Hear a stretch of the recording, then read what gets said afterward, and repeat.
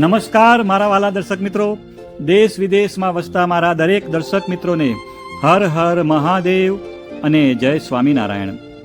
મિત્રો, આજના વિડીયોમાં આપણે ગોળ વિશે વાત કરવાના છીએ અને ગોળ ખાવાથી આપણા શરીરને કયા કયા ફાયદાઓ થાય છે, ગોળ કયા સમયે ખાવાથી વધુ ફાયદો થાય છે, કેટલી માત્રામાં ગોળ ખાવો જોઈએ અને ગોળ કેવી રીતે ખાવો જોઈએ તેની આપણે વાત કરવાના છીએ. તો તમે મારો વિડીયો છેલ્લે સુધી જોજો. મિત્રો, 60 વર્ષથી વધુ ઉંમરવાળા મિત્રોને યાદ હશે કે સવારે શિરોમણમાં રોટલી કે રોટલો અને ગોળ ઘી ખાતા હતા. સાંજે કે રાત્રે ભૂખ લાગે ત્યારે મગફળીની સાથે ગોળ ખાતા હતા. રાત્રે જમ્યા પછી એક કાંકરી દેશી ગોળ જરૂર ખાવાનું શરૂ કરી દો. મિત્રો, ગોળ ખાવાના ફાયદા તો બધા જાણો જ છો, પણ અમે અહીંયા રાતના સૂતા પહેલાં ગોળ ખાવાના ફાયદા જણાવી રહ્યા છીએ. જો તમે 7 દિવસ સતત આમ કરશો તો તમને તે ફાયદો કરશે. આયુર્વેદ મુજબ હંમેશા તંદુરસ્ત રહેવા માટે રોજ લગભગ 20 ગ્રામ ગોળ ખાવો જોઈએ. તેના વિશે અમે એક આયુર્વેદ નિષ્ણાત સાથે વાત કરી તો તેમણે જણાવેલ કે ગોળમાં રહેલા તત્વ શરીરના એસિડને દૂર કરી દે છે, જ્યારે ખાંડના સેવનથી શરીરમાં એસિડનું પ્રમાણ વધી જાય છે, જે ઘણી બધી બીમારીઓનું કારણ બને છે. જેમ કે સૌને ખબર છે કે આજકાલ આપણા હાલનું ખાવા પીવાનું યોગ્ય ટાઈમ ન હોવાને કારણે માણસ વહેલા થાકી જાય છે. એટલું જ નહીં, ગરડાની સાથે સાથે યુવાનો પણ તેમની ગણતરીમાં આવી ગયેલા છે. યુવાન પણ જલ્દી થાકી જાય છે. થોડું કામ કરવાથી થાકનો અનુભવ કરવા લાગે છે. મિત્રો, આજે અમે તમારા માટે એક એવો નુસ્ખો લઈને આવેલા છીએ જેનું સેવન કરવાથી તમારો થાક નિયમિત રીતે દૂર થઈ જશે. જો તમે અમારા જણાવ્યા મુજબ આ વિધિને કામમાં લો છો તો તમને ઘણા ફાયદા થશે. તો આવો જોઈએ આ નુસ્ખા વિશે. મિત્રો, તમે જોયું હશે કે હંમેશા મજૂર ગોળનું સેવન કરે છે, પણ તમે ક્યારે એ વિચાર્યું છે કે તે ગોળનું સેવન કેમ કરે છે? મજૂર તમારાથી વધુ મહેનત કરે છે, તેમ છતાં પણ તે થાકતા નથી. તેનું મૂળ કારણ છે તે નિયમિત રીતે ગોળનું સેવન કરે છે. ભારતમાં હંમેશા લોકો જમ્યા પછી ગળ્યું ખાવાનો શોખ ધરાવે છે, પણ જો તમારે આરોગ્ય જાળવી રાખવું હોય અને ગળ્યું પણ ખાવું હોય તો ગોળ એક ઉત્તમ ઓપ્શન હોઈ શકે છે. ગોળનું ભારતીય સંસ્કૃતિમાં પોતાનું મહત્વ છે.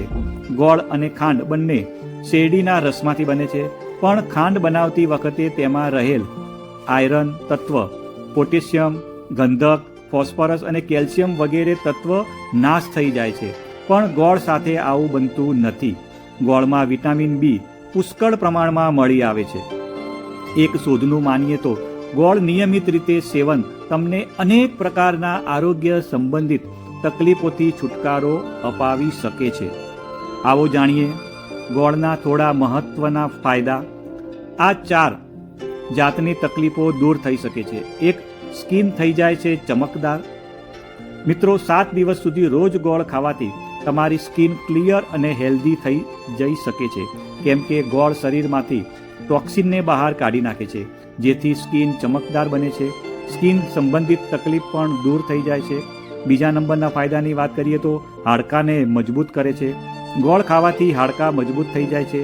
તેમાં કેલ્શિયમ સાથે ફોસ્ફરસ પણ હોય છે, જે હાડકાને મજબૂત બનાવે છે. નબળાઈ થઈ જશે દૂર. જો તમને નબળાઈનો અનુભવ થાય છે તો દૂધ સાથે ગોળ ખાવાથી આ તકલીફ દૂર થઈ જશે. ગોળ શરીરમાં એનર્જીનું લેવલ વધારી દે છે.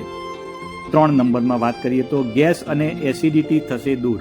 જો તમે રાત્રે ખાધા પછી સૂતા પહેલાં થોડો ગોળ ખાઈ લો છો તો ગેસ અને એસિડિટીની તકલીફ દૂર થઈ જશે. 4થા નંબરમાં વાત કરીએ તો માઇગ્રેન અને સામાન્ય માથાનો દુખાવો થઈ જાય છે દૂર. મિત્રો, ગાયના ઘી સાથે ગોળ ખાવાથી માઇગ્રેન અને સામાન્ય માથાનો દુખાવો દૂર થઈ જાય છે. સૂતા પહેલાં અને સવારે ખાલી પેટે 5 મિલી ગાયના ઘી સાથે 10 ગ્રામ ગોળ એક દિવસમાં 2 વખત ખાઓ. માઇગ્રેન અને માથાના દુખાવામાં રાહત મળશે.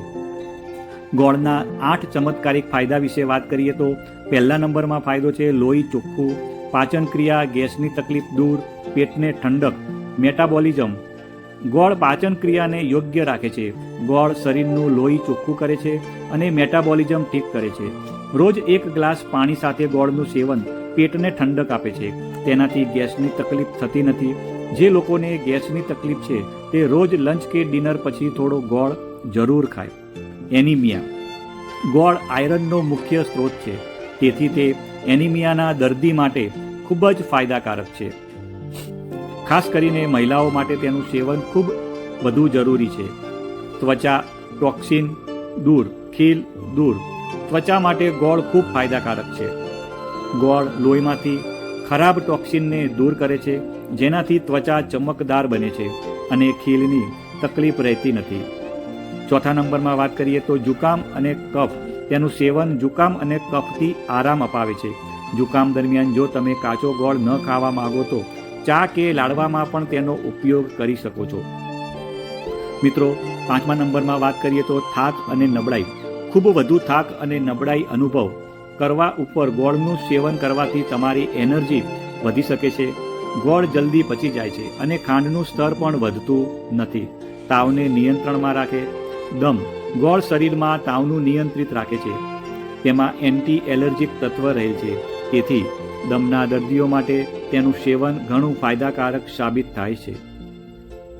મિત્રો, સાતમા નંબરમાં વાત કરીએ તો સાંધાના દુખાવા. ગોળ સાંધાના દુખાવાથી પણ આરામ અપાવે છે. આઠમા નંબરમાં વાત કરીએ તો બ્લડ પ્રેશર. ગોળમાં વધુ પ્રમાણમાં પોટેશિયમ મળી આવે છે, જે બ્લડ પ્રેશરને કંટ્રોલમાં રાખવામાં તમારી મદદ કરે છે.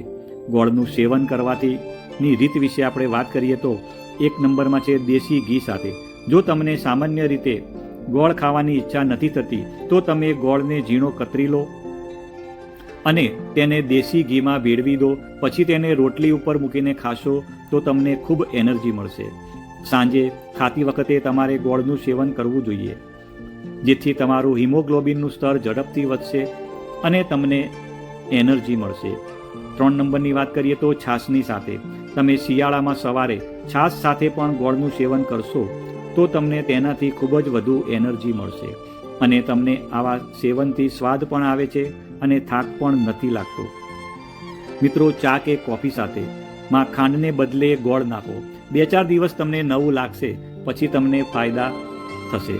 મિત્રો, તમારા ભોજનમાંથી 3 સફેદ જે ઝેર છે, જેમ કે ખાંડ, મીઠું અને મેદો, તથા 3 કાળા ઝેર છે, ચા, કોફી અને કોલ્ડ ડ્રિંક, ને તિલાંજલિ આપશો તો જીવન જીવવા જેવું લાગશે.